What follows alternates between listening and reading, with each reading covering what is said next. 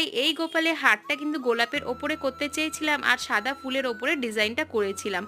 আমার না নিজের বাড়ির গোপালকেও খুব গোলাপ দেওয়ার এখন ইচ্ছা করছে। হ্যাঁ, এই ইচ্ছাটাও আমি পূরণ করবই। আর এই যে এই পুচকে গোপালটার কথাই আমি তোমাদেরকে বলছিলাম, এই পুচকে গোপালটাও কিন্তু ওই কাকিটারই। এই গোপালটা কিন্তু বেশ কিউট, একেবারে ছোট্ট বাচ্চা, একদম কিউট সোনা একেবারে। একেও আমি খুব সিম্পলের ওপরেই সাজাতে চেয়েছিলাম, কারণ সিম্পল ডিজাইনটা এই গোপুর ওপরে বেশ ভালো লাগতো। আর ওর মাথায় দেখেছো কত সুন্দর একটা রাজমুকুট, এইটাও কিন্তু আমি ডিজাইন করেছিলাম। আমার হাতে দেখেছো কত ছোট জায়গা নিয়ে সে বসে আছে। আসলে কি, গোপাল হচ্ছে একদম অণুর মতন ক্ষুদ্র আর পরমাণুর চেয়েও বিশাল। গোপালের প্রচুর লীলা কথা আছে, যেগুলো যাদের বাড়িতে গোপাল আছে তারা জানে, আর আমি তোমাদের সাথে মাঝে মাঝেই সেগুলো শেয়ার করি। প্রতিটা গোপালকে আঁকাই হচ্ছে আমার ভালোবাসার একটা কাজ, আর গোপাল যে আমার জীবনে কি, এটা আমি কখনোই বলে